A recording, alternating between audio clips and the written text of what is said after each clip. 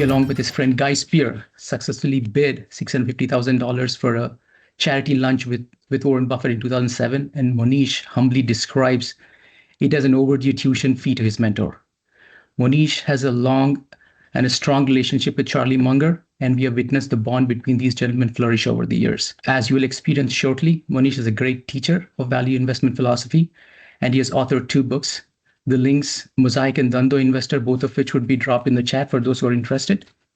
Mohnish also runs a successful nonprofit named Dakshana Foundation. Dakshana sponsors kids from the impoverished socioeconomic backgrounds and puts them through a rigorous training program to get into top-tier technical and medical schools by spending about $2,000 per student and taking advantage of the subsidized college tuition from the Indian government at these colleges. The life of the students and their families is transformed. Needless to say, the ROI that matches the low risk, high reward. We also have many Dakshana scholars working here at Microsoft, and a few might join this call as well.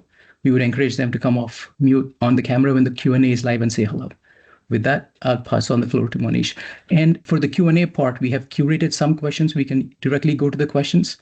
And then depending on who raises their hand, we can go back and forth. Rahul and I will moderate the session. Welcome, All right, Mohnish. Gokul, thank you. Thank you so much. It's a pleasure and honor to be with this August group. It's wonderful. The IT firm I had started in my mid-20s in Chicago. A few years after it started, it became a Microsoft solution provider. And I think it was 1995, Bill Gates was visiting Chicago, and they arranged a lunch for him with few of the solution providers in town. So I was one of the yo-yos who joined him for lunch, which was wonderful, and we had a great time together. And I remember I had asked Bill at that time about durability of the Microsoft franchise.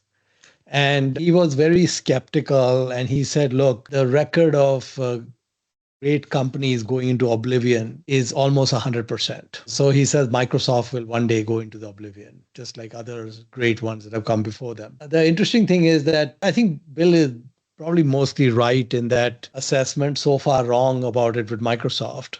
And, interesting thing is he sold down his stake over the years quite a bit, and he diversified into things that have not done as well as Microsoft would have done. But of course, it diversified his and the foundation's net worth. On the other hand, our man, Mr. Balmer, just all in, and ended up becoming one of the wealthiest guys. So it's interesting how one of them, who's not the founder, was much more bullish for much longer and such. But I'll look forward to your questions, what you guys want to talk about, and we'll take it from there. Thank you, Mohnish. We'll start with the questions. Frank, if you can go ahead with your first question. Thank you so much for your time. My question is, AI and large language models are transforming industries from automation to R&D with significant economic implications. Given your expertise in identifying transformative trends, like how do you see the AI and large language model landscape evolving in the coming years? Are there specific areas within AI that you believe hold enduring value and potential as long-term investments? Well, I think you're asking the wrong person, mostly outside my circle of competence. You're probably better situated to answer the question than I am. I mean, everything I see around me, there's very embryonic at this point, and I think it has a lot of implications, many of which we don't understand, many of which are negative. So we have to see how it unfolds. But so far, I have not seen much change in the way I spend my time or run my affairs and so on. It'll probably go through change on that front too. I'm generally a person who's, more set in my ways than others, probably a negative. We'll see how it plays out. Hi, Mohnish. Thanks so much for being here today. Really appreciate it.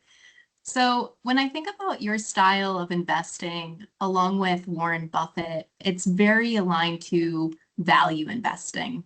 And when we think of value funds, those overweight in financials, utilities, industrials, they've underperformed growth funds since the '08 crisis. Growth has led the way of outperformance, particularly in tech.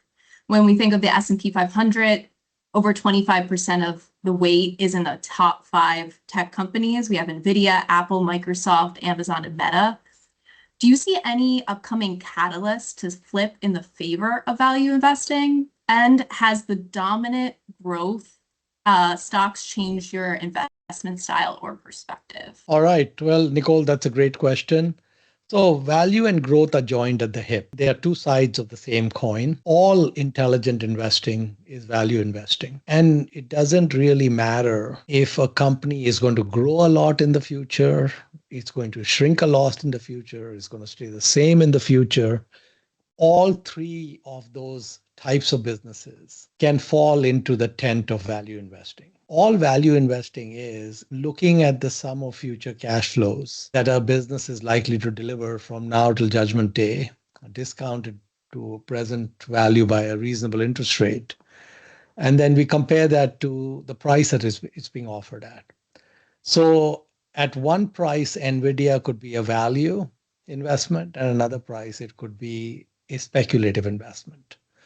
And the same applies to Microsoft, and the same applies to Berkshire Hathaway and a zillion other companies. So when Buffett invested in Apple, for example, he was not, quote unquote, buying something with low growth and value and so on. He basically looked at the future cash flows versus what he was paying for it. And the equation made sense to him. That is really the equation we are focused on, which is, like Buffett says, he says, Aesop says a bird in hand is worth two in the bush. And he says the question to ask is, how likely are there two birds in the bush, and how long is it going to take you to get those two birds when you give the one bird? And that's basically what investing is all about. So to illustrate the point a little further, the difficulties we run into in value investing, the definition of investing and value investing is painfully simple. The sum of future cash flows discounted back. The difficulty we run into is, even in the simplest of businesses, estimating those future cash flows is relatively difficult to do. And it becomes more and more difficult the further out in years that I go. Rahul gave a big disclaimer about no insider information to be disclosed, etc. But if I were to ask this audience, just a very simple question: you're insiders at Microsoft. Just tell me the next 10 years of cash flows. Give me the next 10 years of cash flow with an 80% or higher probability. And if you can do that, if you could give me those 10 years in cash flows with the 80% or higher probability, and you guys are insiders, so you guys are well positioned to give me that number. And Rahul might break out in hives if you give me that number, but that's okay. We don't care much about that. I could then discount to present value. That would be relatively a simple exercise to discount that to present value. But my suspicion is that even Satya could not give me that number, or even Bill couldn't give me that number, because they don't know, and because it's a range, and that range could be pretty wide. And so investing becomes more and more speculative and away from what we would call intelligent investing, the less we are able to have convictions and confidence in those future cash flows. So my own response to that, and everyone has a different response to that. Someone like Nick Sleep, which some of you might have heard of, has a very different response to the future uncertainties. My own response to that is to try to take away those uncertainties as much as I can.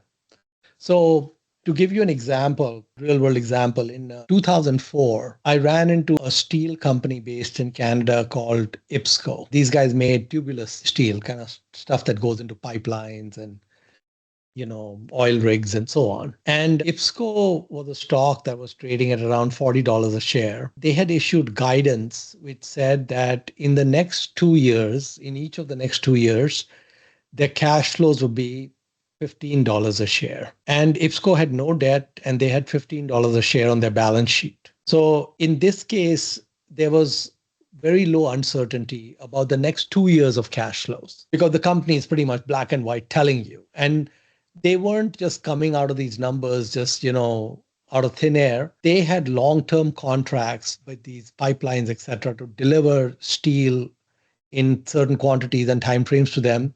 So these were, hard purchase orders with specific timeframes for delivery, et cetera. It was not them making some sales forecast. The sales were already done. These were in the bag. So the certainty around those cash flows was extremely high. So the way I looked at it is, IPSCO had 15 in cash, another 30 in cash coming in 2 years. That's 45 in cash. The stock's at 40. There's billion plus of value in the plant and equipment and inventory and all that, which is free, not accounted for at all. So what is the intrinsic value of IPSCO? Well, we don't know because we don't know what year 3, year 4, year 5, etc. are. But my take on that was that it is unlikely that the intrinsic value of IPSCO is below the current stock price. And it was quite likely it was significantly above the current stock price, just because of the economics of the $45 you were going to get in 2 years versus the $40 stock price. So I put 10% of my fund into IPSCO, just with that much certainty that I knew that year 3, cash flows could go to zero. Cash flows could even go negative. It's a steel company, it's cyclical. But I said, I just want to see how Mr. Market prices this thing in 2 years when there's $45 a share of cash in the balance sheet. So 1 year goes by and IPSCO announces another $15 a share in cash flows in year 3. Hallelujah. We're in the money now. So now it's $60 coming in. The price of the stock had kind of drifted up and it was now trading at about $90 a share. I had held the stock for 14 or 15 months and I'm thinking, Mohnish, you don't know what's going to happen in year 4. We have a double in 15 months. This is even better than what Microsoft does. Microsoft don't give me a double in 1 year usually. It does in some years, but not every year.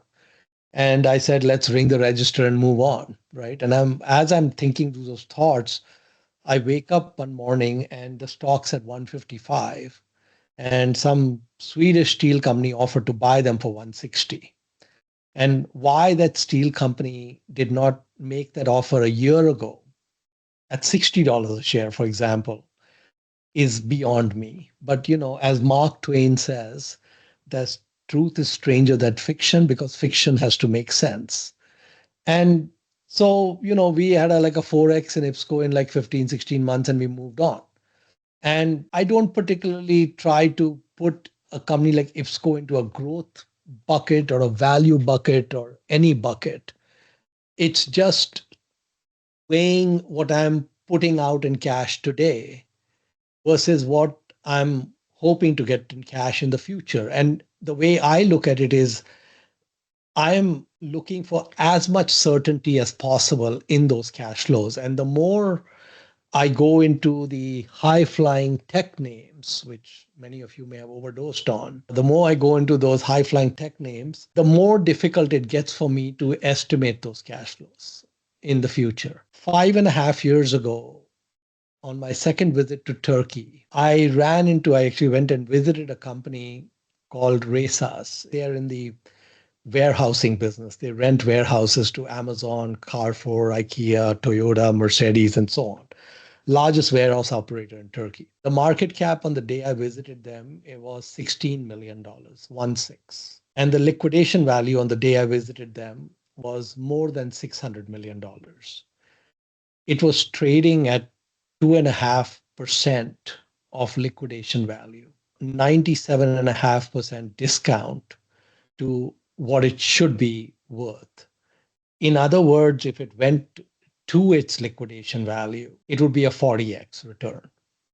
Now, in that case, the future cash flows were relatively easy to ascertain because they have 10-year leases, inflation index, etc. It's rental income. You can at least conservatively tell what the rent is going to be. And I thought this would trade by appointment. And Turkey is a country filled with gamblers who are trading these shares at a very high velocity. Anyway, we spent $8 million and we got 1/3 of the company. And yesterday, the company crossed $1 billion in market value for the first time. And the Turkish lira in the last 5.5 years has lost like 80% of its value. It was irrelevant because steel and concrete and land, etc., are effectively inflation index. We didn't really care. And so our return in Turkish lira is infinite, but we don't really care about that. Our return in dollars is more than acceptable, but the company's liquidation value now is north of 2 billion. And so we don't care whether Reysas is growth or value. It does happen to be, from the way you guys might think about it, somewhat of a growth company. And the very good, very gifted capital allocators, they're increasing the value of the business. I've not seen them do anything stupid. Increase the value by 2.5 times in the last 5 years. And I think of Reysas as like a family business. I'm not a founder. I don't have a board seat. I don't tell them what to do. I wouldn't even know what to tell them to do. And we just want to be a passive investor of that business. And we think in 5 or 10 years, it might be worth 5 or 10 billion. And we just want to sit there and, be an owner like Mr. Balmer. And that's it. So anyway, next question, Gokul. Hi, Mohnish. This is a pinch me, I'm a dreaming moment. A very great honor to meet you on the same call. Best Teams call I've had at Microsoft so far. Given like the size of your portfolio, I would assume that like there's like a minimum size of a company that you're willing to take a position in just because you have to like take a minimum position size. So if that's a true statement, like if you were to start from scratch and like be kind of a small-time investor again, would you spend more time hunting for deals in smaller micro-cap companies just because there's more inefficiencies? And then just more generally, you talk about that you love Turkey investing. Are there other asymmetries that like small-time investors like us can be utilizing just because larger, more institutional investors just can't go after or hunt in certain places? Yeah, that's a great question, Nick. And actually, Joel Greenblatt made an observation that if, someone was starting out with $100,000 to invest or $1 million to invest or $10,000 to invest, they could look in all kinds of nooks and crannies that most other people couldn't. Merger arbitrage, junk bonds, just different places you can go to some crevices that a lot of other people cannot go into simply because you couldn't put much capital to work. And if you are really good at that, if you started with $1 million and you were really good at what you were doing, you wouldn't be sitting with $1 million after 5 or 10 years. It might be several $1 million. And as you increase the capital under management, your ability to keep focused on those nooks and crannies changes, because you can't be making $100,000 bets on a $10, $20 million portfolio. You can do it on a $1 million portfolio. And so you would naturally move up. So you might start off looking at things where you could put 100,000 to work. And after a few years, you might be looking at things where you might put $1 million to work, which means that 100,000 space has vacuum now. So investing has an interesting phenomena where the lower end spaces continue to become new fertile hunting grounds for new entrants because the incumbent players have moved on. The successful ones have moved on. The unsuccessful ones we don't care about. And so it's almost an evergreen business from that point of view. It's also a business where the little guy has an advantage over the big guy. So the little guy can go all kinds of places. When Berkshire and Buffett made their bet on the Japanese conglomerates, the trading companies, it was Mickey Mouse for Warren Buffett. It took him a year to put the money to work. And he did it just, for the hell of it, but didn't really move the needle much for Berkshire Hathaway. But for somebody else, that could move the needle a lot. They could deliver some spectacular returns on a portfolio, even a sizable portfolio, by doing that.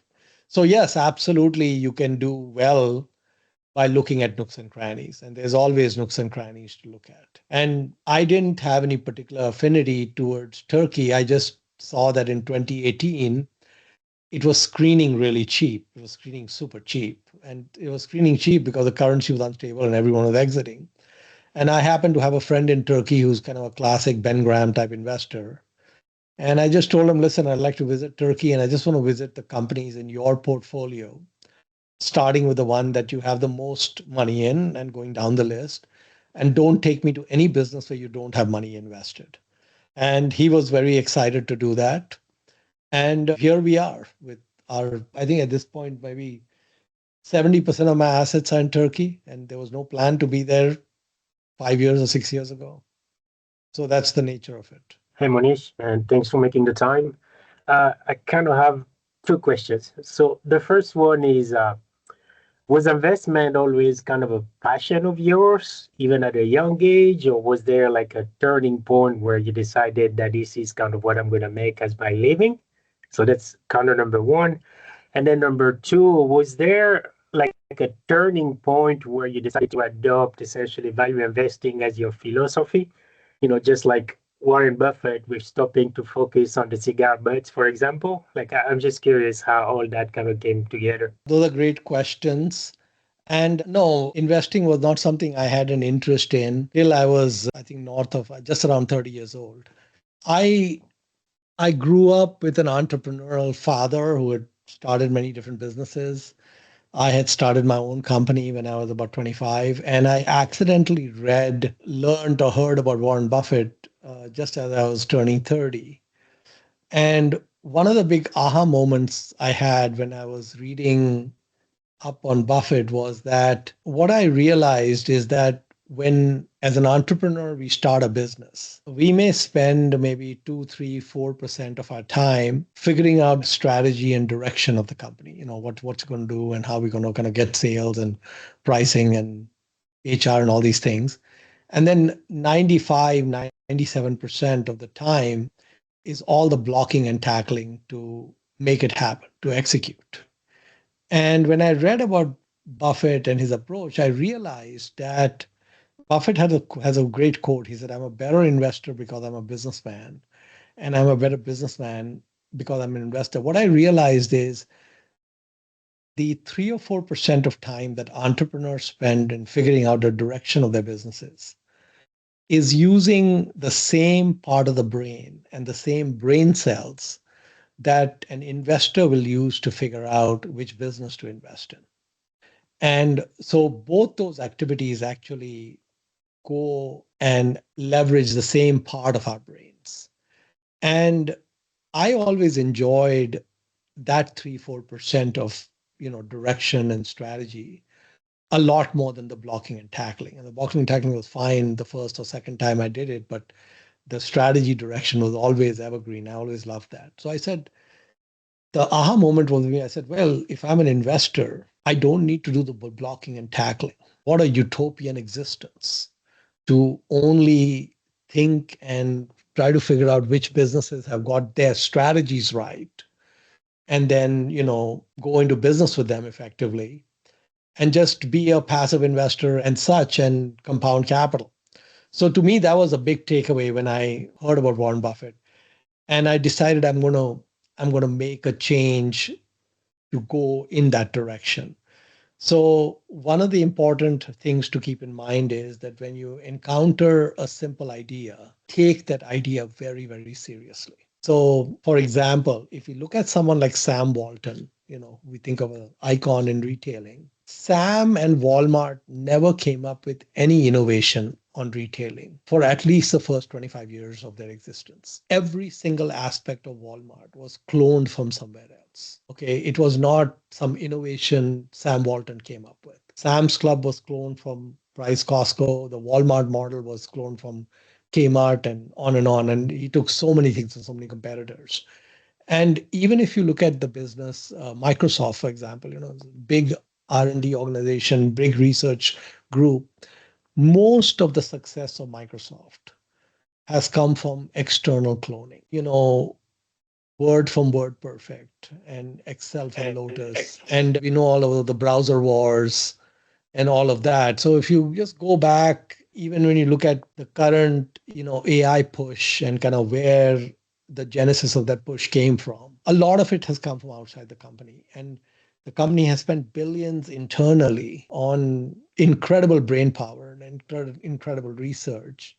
But the external stuff that they've just lifted has been far more effective. That's in the nature of things. We rise by standing on the shoulders of giants. So that's, I'm grateful to Mr. Buffett and, opening my eyes about that shift. And I've never missed in more than 25 years the execution part. I leave the execution part of building businesses to many other great people who can do it far better than me. And in the meantime, I can, be an armchair investor and life is great. Thanks, Mohnish, for a really informative session here.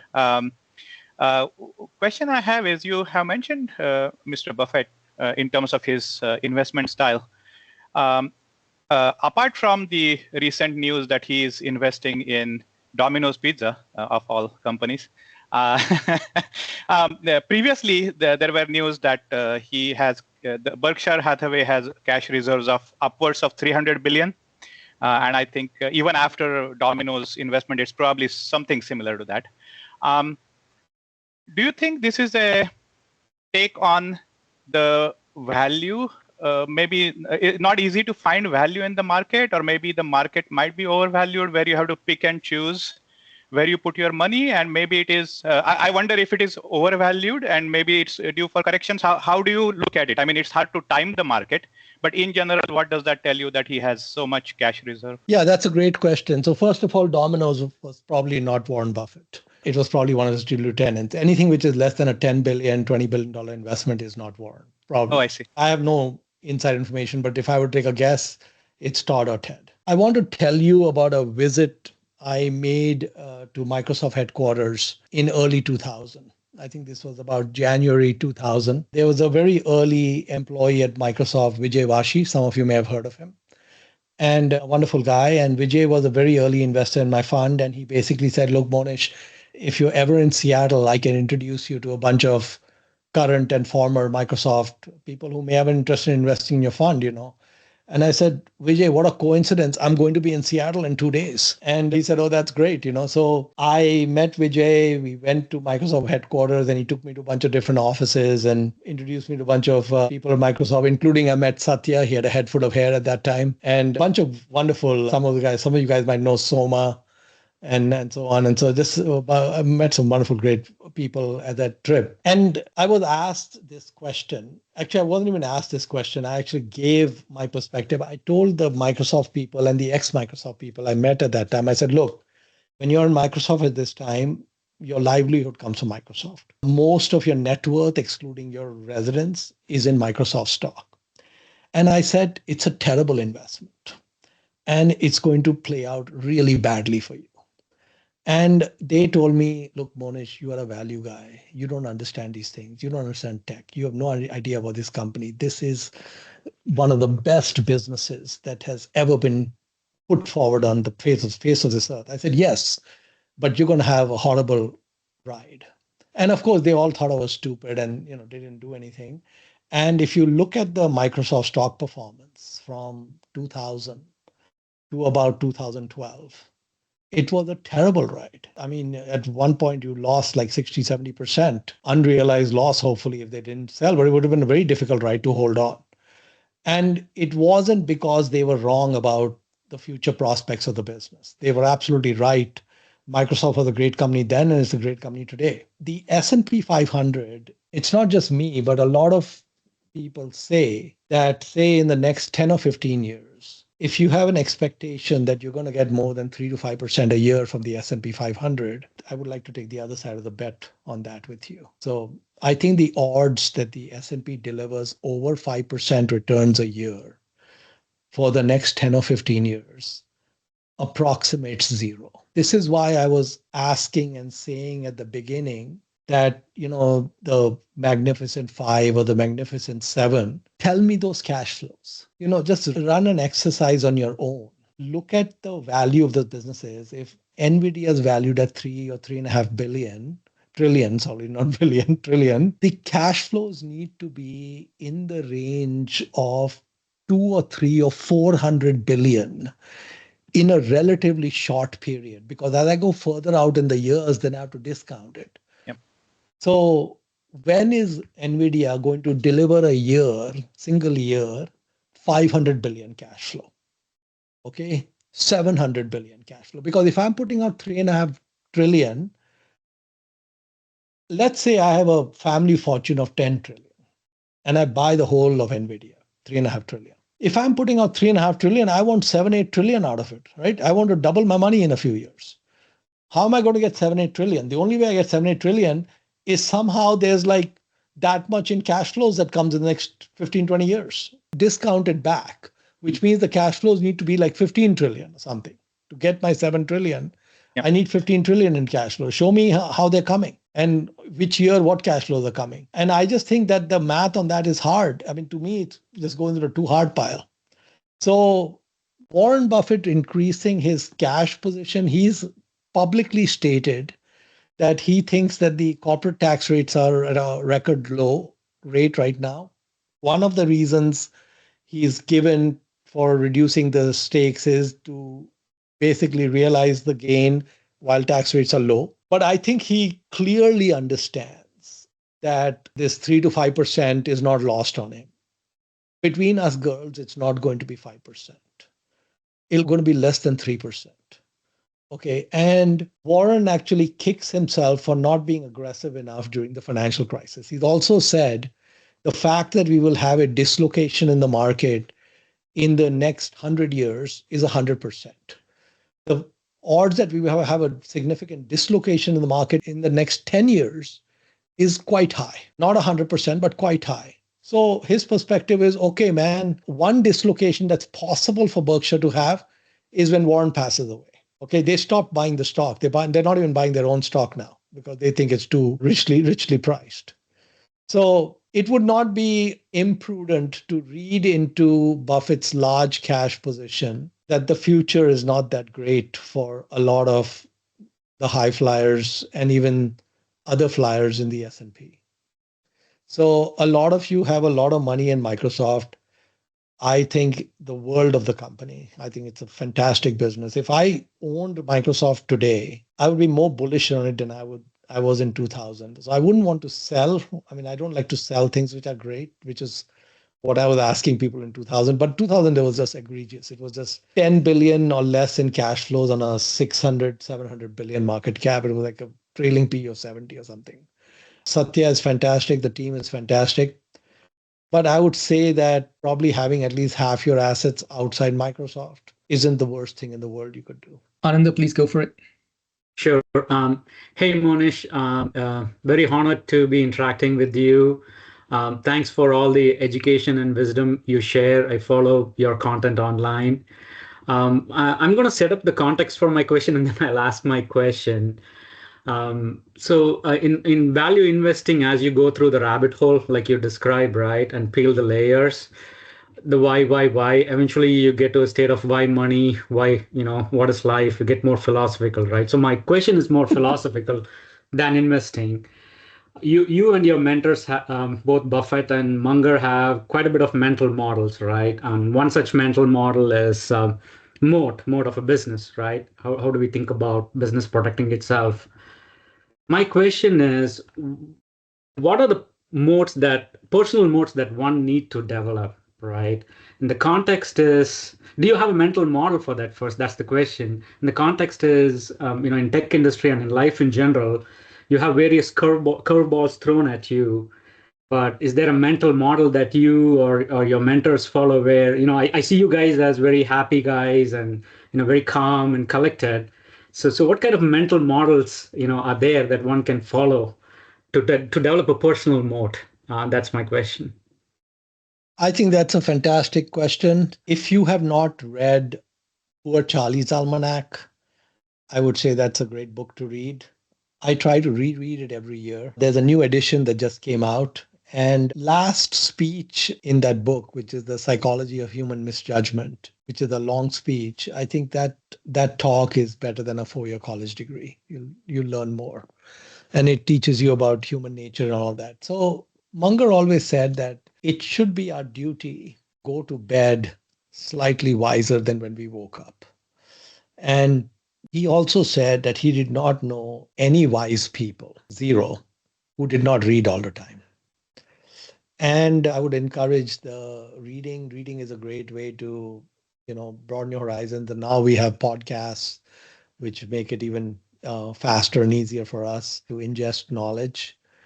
And I think the most important thing is that to figure out what are you passionate about, which is not an easy question. But once you know what you're passionate about, if you go all in on that, you're going to learn it and become good at it and all that. It's difficult to be great at something if you're not passionate about it. And yeah, that's right. Christian just said that there's a free version of Poor Charlie's Almanac, which is the digital version.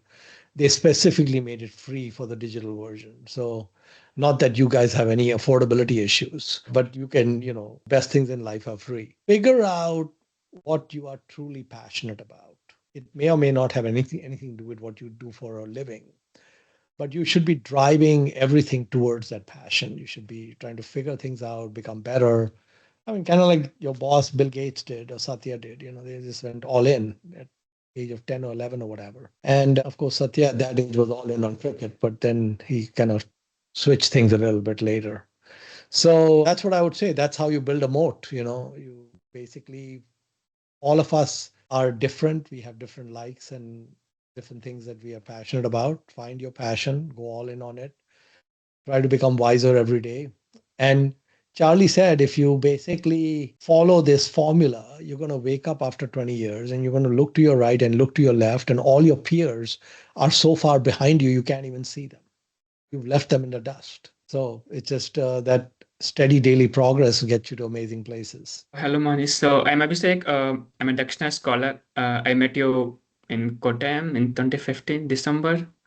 Yeah, thanks to Dakshana. Currently, I am working at Microsoft, living in Redmond. Yeah, so my question is not about investing. I wanted to ask you more about philanthropy. Like, what made you start Dakshana Foundation? I heard multiple stories, but they all are different. So I wanted to hear from yourself. Like, what made you go into philanthropy? Why did you start Dakshana Foundation? Yeah, well, Abhishek, great to have a chance to talk to you. Always like to interact with alums. And, this year when I was at the Berkshire meeting, Akshana alum came up to me in Omaha, and I never expected those two worlds to collide. And so it was just great to see that collision of Omaha with Dakshana scholar who was there, which was wonderful. So I like to play games. I like to play mathematical games, and so I'm basically, if you kind of get to the essence of who I am, I'm a game player. And some psychologists who actually got into my head, tried to figure out who I was, they actually fine tuned it a little bit more for me. They said, Mohnish, it's not that you just like to play games or like to play mathematical games.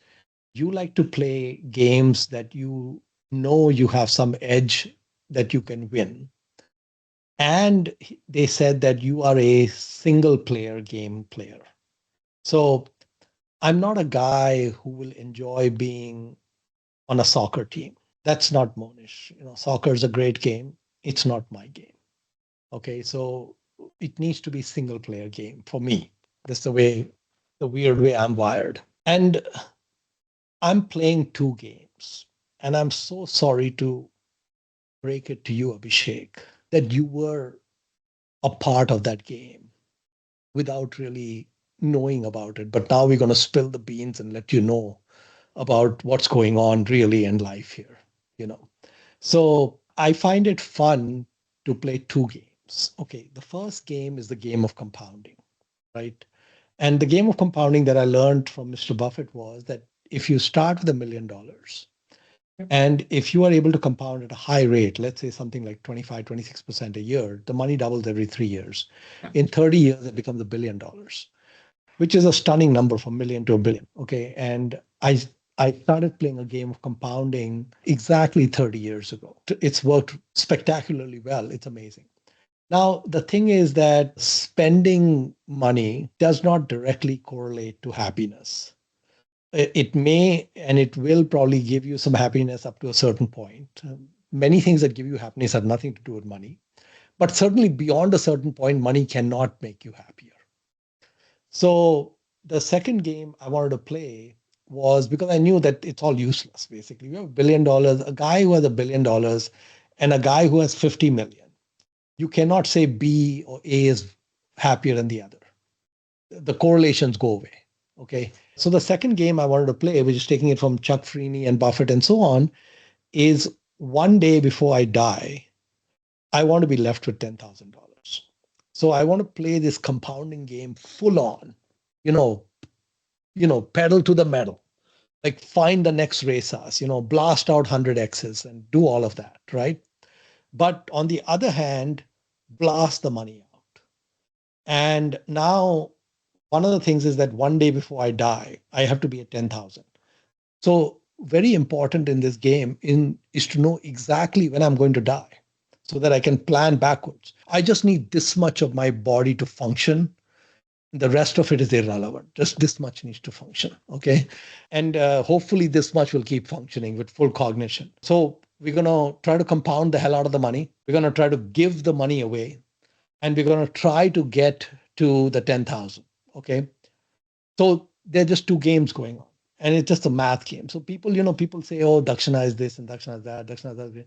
Dakshana, please understand, is just a star math game. Okay. That's all it is. So sorry to disappoint you. Hi, Mohnish. I've been following you ever since you bought that bet to have dinner with Buffett. So, and I learned a lot from you. So my question to you is, you said you need to have a passion, and money doesn't bring happiness beyond a certain point, right? But let's say once somebody is closer to that, okay, and you took some risks, you earned some big money for your retirement. But the good thing about engineering is you get a feel of, you envision something, and then you can feel there is always something new happening, right? Whereas in the investing, it's all about numbers on the spreadsheet. So what keeps you going, right? Right now, maybe you have so much money, but you're adding more, but it's all paper money on the Excel, right? So what keeps you being in this field when you accumulated so much wealth already? Yeah, that's a great question, Samir. So, Warren Buffett and Bill Gates are very good friends.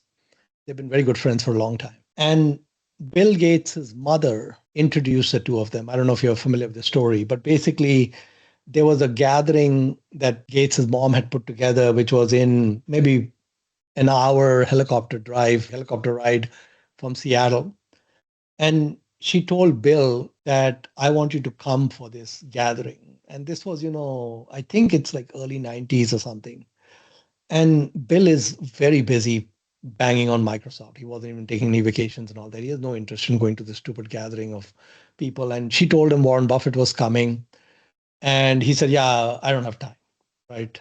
And he wasn't interested in even meeting Buffett because of exactly what you described. Some guy who just pokes around in numbers, whatever else. Right.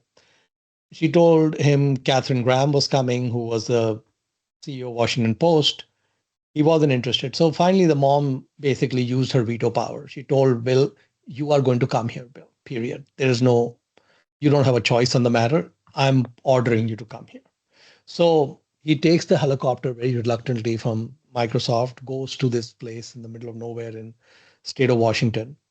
And he wants to be there for 45 minutes to satisfy his mom and then helicopter back. And he starts talking to Warren Buffett, and 10 hours later, they are still talking. Okay.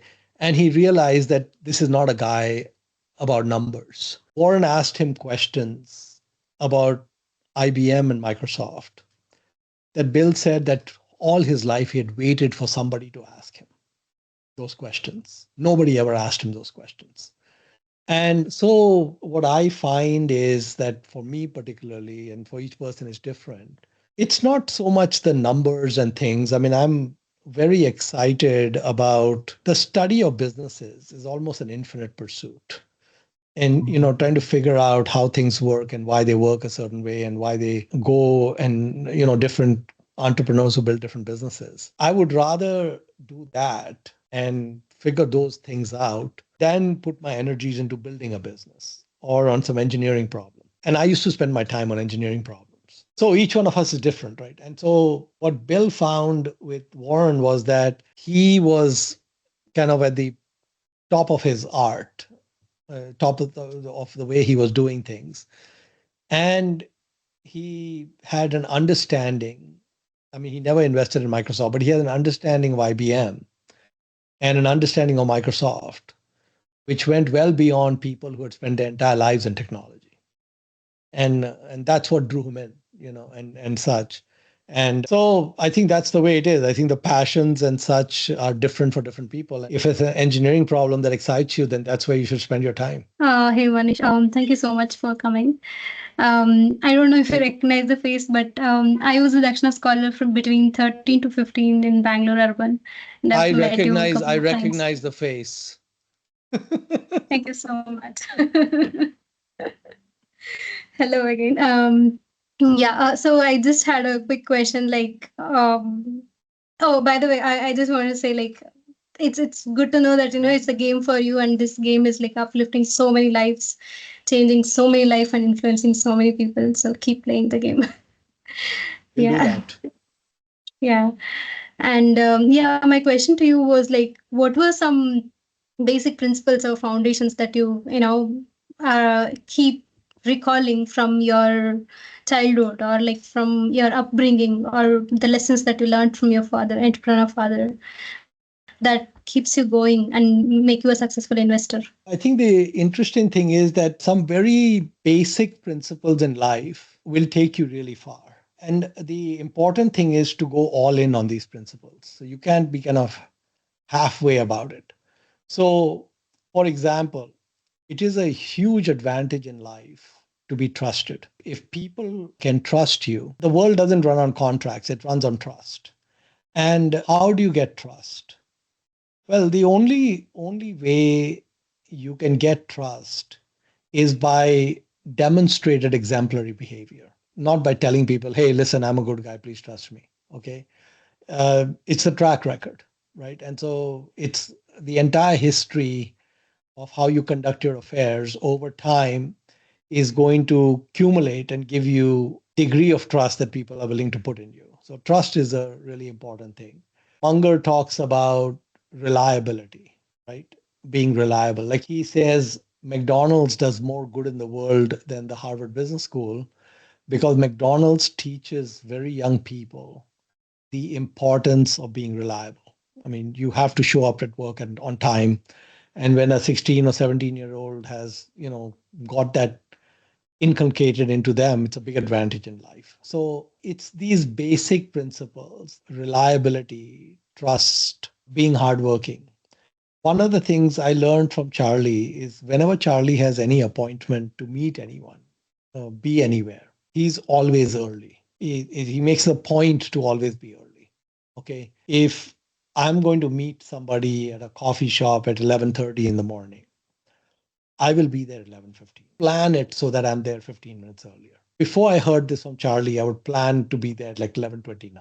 Okay. But I do it a little bit differently now. So I said, okay, this is a good idea. I can easily adopt this idea. And it's a good thing because you kind of, it's unlikely that you're going to be late. And that's a good advantage. And so I think these basic principles, honesty, truthfulness, reliability, hard work, these will carry you a long ways. And it ends up being just these basic principles. But I think that the important thing, I remember when I visited Microsoft in 2000, I met, some of you know, and I haven't kept it in, but some of you know Soma, Somasegar. I remember when I visited in 2000, I mean, I'm estimating Soma was incredibly wealthy at that point. I mean, I think he would have been worth tens of millions of dollars, if not more.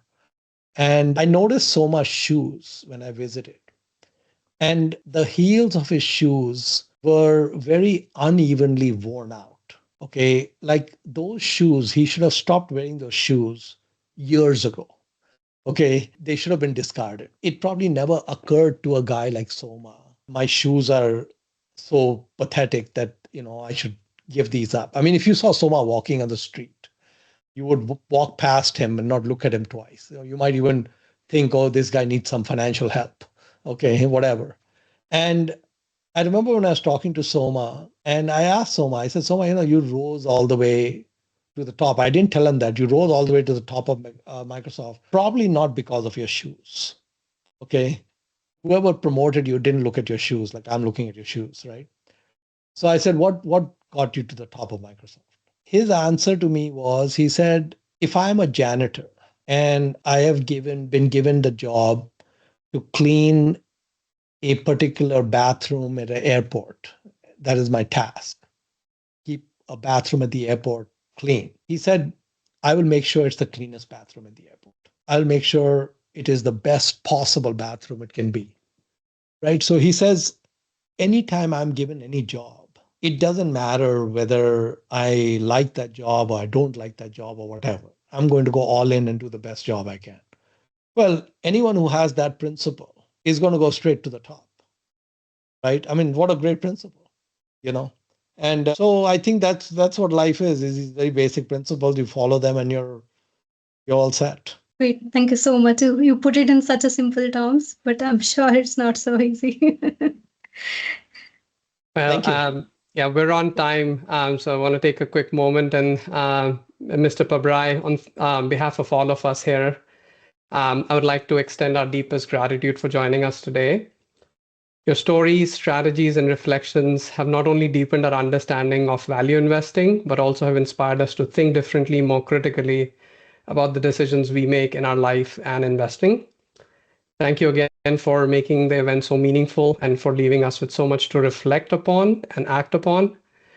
We hope to welcome you back in the future and wish you continued success in your endeavors. Thank you very much. Thank you. Yeah, I had a great time, and thanks so much for having me. And it was wonderful to have some of the alums of Dakshana in this call as well. So thank you.